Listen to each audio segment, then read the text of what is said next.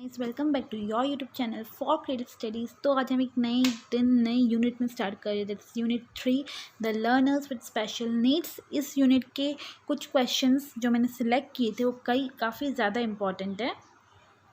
So basically आपका पूछा जाता है क्वेश्चन 3.2, 3.3 एंड 3.4 से एंड 3.5 से। तो ये 4 टॉपिक जो है ये बहुत इंपॉर्टेंट है एंड क्वेश्चंस इसी से आता है।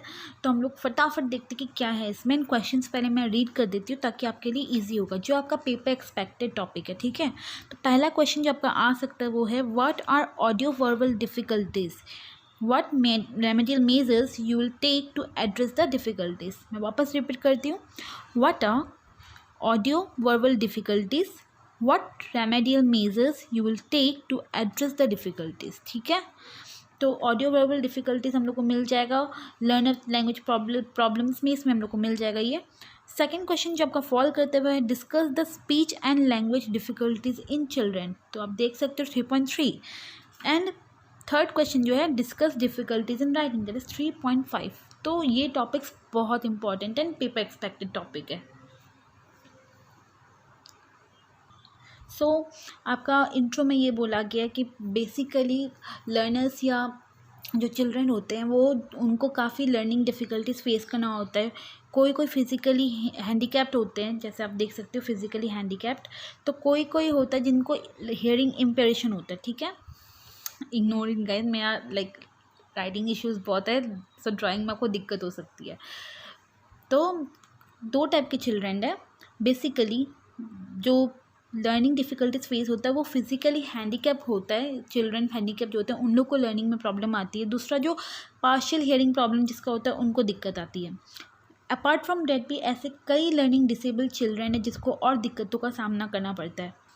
इस टाइप की दिक्कतों का जिसको सामना करना पड़ता है हम लोग उसको स्लो लर्नर्स बोलते हैं। ठीक है, हम में से सभी ने आमिर खान का मूवी देखा है तारे ज़मीन पर। तो उस पे जो बच्चा है जिसको दूसरे चीज़ों पे इंटरेस्ट है, पेंटिंग में, लेकिन उसको कभी लेटर A to Z समझ में नहीं आया, अल्फ़ाबेट A to Z समझ में नहीं आया, उसको Z उल्टा दिखता था वो सब। तो उस टाइप के जो डिसऑर्डर्स होते हैं वो भी लर्निंग डिफ़िकल्टीज़ में आता है, उसमें क्राइटेरिया में आता है।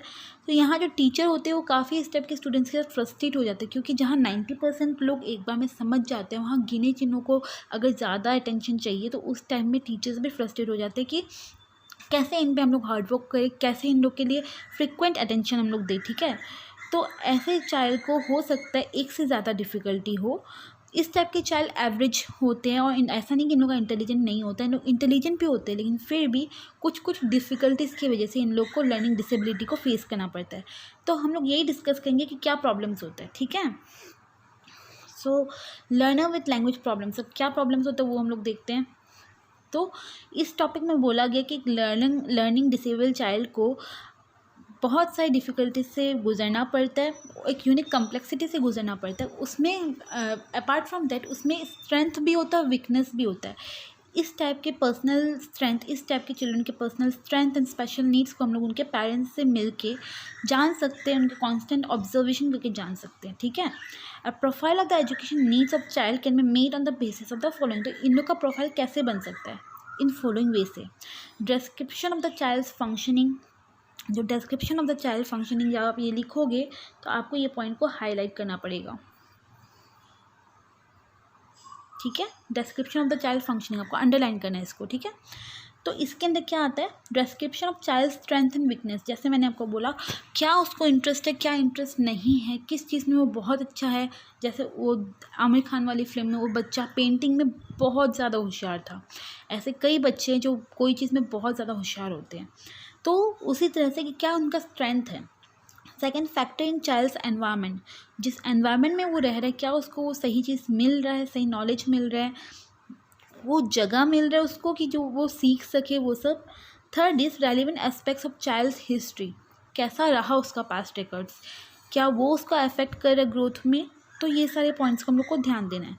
सेकेंड पॉइंट में क्या है, इंटरवेंशंस एम्ड एट, क्या चीज़ पे हम लोग को ध्यान देना वो चीज़। ठीक है, so intervention aimed at general areas of development, अगर उसमें कोई कमी है तो हम लोग को कैसे उसको डेवलप करना है। स्पेसिफिक एरियाज ऑफ वीकनेस और gaps in skill acquisition which impede the child's progress, कहाँ कमी हो रही, कहाँ लैक हो रहा है, क्या वो सीख नहीं पा रहा जो वो सीखना चाह रहा है, किस जगह पे ज़्यादा ध्यान देना, वो मेथड्स एंड अप्रोचेस, ऐसा क्या टेक्निक अपना है जिसको चाइल्ड को हम लोग और इंटरेस्टिंग कर दें। जैसे कि आजकल बायजूस ऐप्स आप जानते हो, डिस्कशन ये सब कितना इंटरेस्टिंग हो गया है।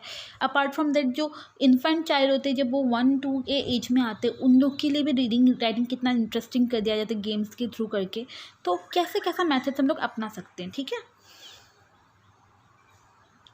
तो इस पैराग्राफ में बोला कि बेसिकली लर्नर का हर लर्नर का इंडिविजुअल लर्नर्स का वैरायटी ऑफ नीड्स हो सकता है, जो कि उनके साइकोलॉजिकल एंड फिजिकल फैक्टर्स से लेके लिंक्ड होगा, जो कि उनका डेवलपमेंट के लिए बहुत ज़रूरी है।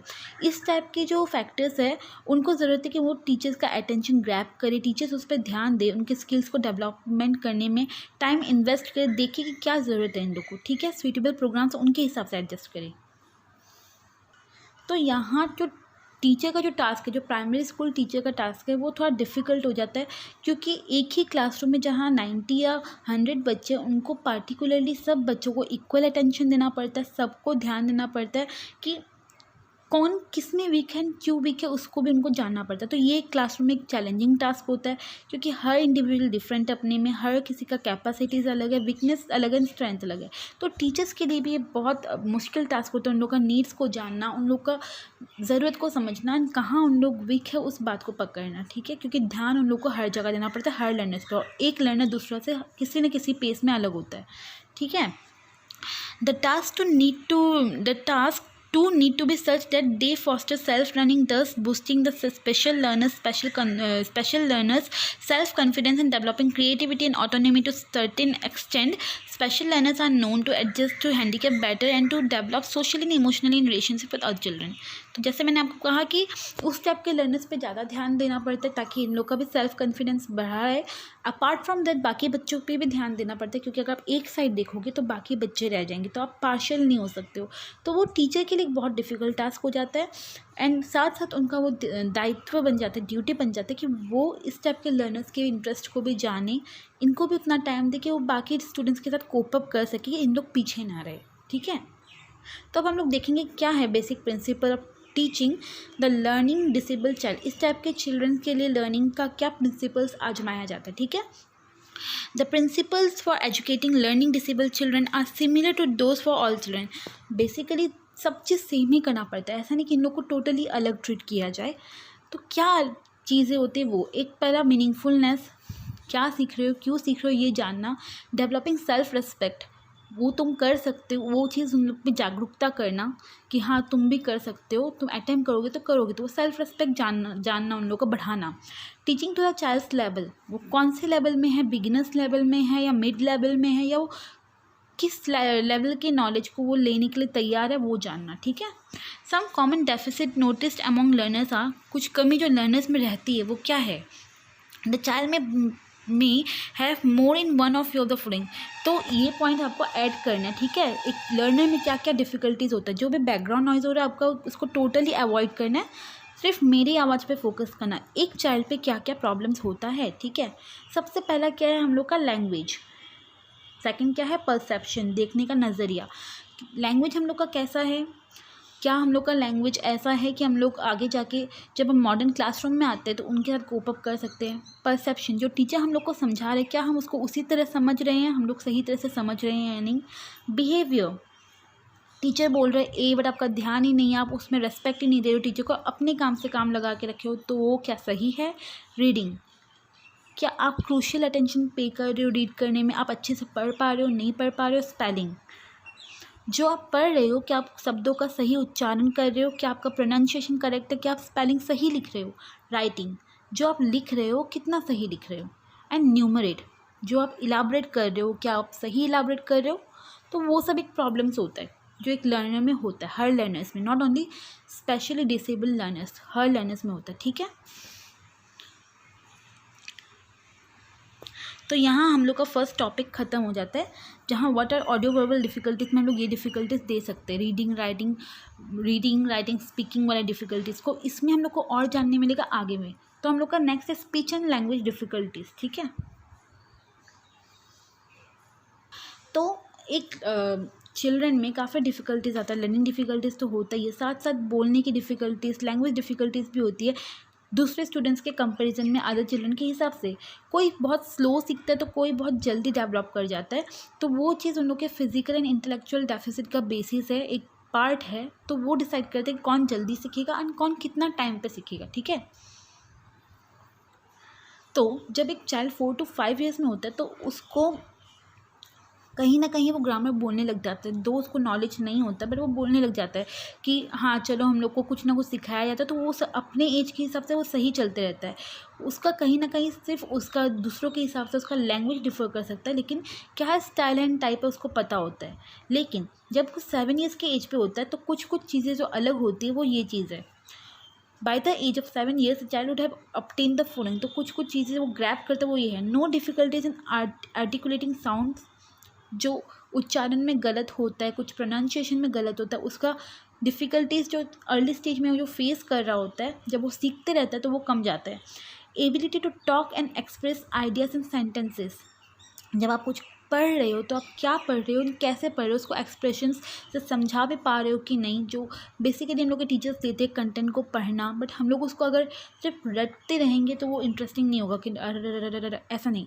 अगर उसको पॉइंट टू पॉइंट हम लोग स्टॉप करके पढ़ेंगे तो वो एक एक्सप्रेशंस आता है, तो हम लोग क्या वो एग्जैक्टली उसको वैसे समझा पा रहे हैं या नहीं। Ability to use all the tenses correctly, जो हम लोग बोल रहे हैं सही से हम लोग उस टेंस को यूज़ कर रहे हैं कि नहीं। एबिलिटी टू यूज़ नेगेटिव्स, तो अब नेगेटिव्स को हम लोग सही से यूज़ करें कि नहीं, ये सब चीज़ें होती है बेसिकली, ठीक है। The teacher is aware of these milestones, then speech and language problems can be identified and remediated at an early stage। अगर एक टीचर ध्यान देते हुए उनको पता चल जाए कि कहाँ डिफ़िकल्टीज़ आ रहे, क्या चाइल्ड ये सब क्राइटेरियाज में उसका सब कुछ ठीक है, क्या रीडिंग में ठीक है, बोलने में ठीक है, राइटिंग में ठीक है, जब वो स्पीक करता है तो क्या वो रुकता है उसमें, क्या उसका ग्रामर ठीक है। तो अगर टीचर को अपना बेस में पता चल जाए कि कहाँ दिक्कत हो रही है, तो वो आगे जाके जो लैंग्वेज डिफ़िकल्टीज़ एक चिल्ड्रन फेस करता है कहीं ना कहीं वो कम हो जाती है, ठीक है। So classification of speech and language problem, कैसा क्लासिफिकेशन हम वो देखते हैं।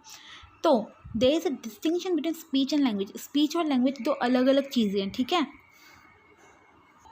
तो जब हम लोग कोई स्पीच बोलते हैं तो उसमें क्या हम लोग का आता है, सिंटैक्स और ग्रामर आता है, ठीक है, एंड मीनिंग। सॉरी, जब हम लोग कोई स्पीच बोलते हैं तो उसमें क्या आता है, हम लोग का प्रोडक्शन ऑफ साउंड्स आता है, जो प्रोडक्शन हम लोग का साउंड्स है वो आता है, ठीक है। और जब हम लोग लैंग्वेज बोलते हैं तो उसमें क्या आता है, सिंटैक्स और ग्रामर्स आता है एंड मीनिंग्स आता है, सेमेनेटिक्स आ जाता है, उस चीज़ का मीनिंग हम लोग का ऑटोमेटिकली आता है। तो स्पीच मतलब साउंड कैसा, प्रोनाउंसिएशन, उच्चारण कैसा है हम लोग का, एक एक जो हम लोग वर्ड्स बोल रहे हैं वो क्लियरिटी आ रहा है या नहीं, वो साउंड उसका फोनम सही बैठ रहा है कि नहीं, तो वो जब आता है वो एक स्पीच में आता है।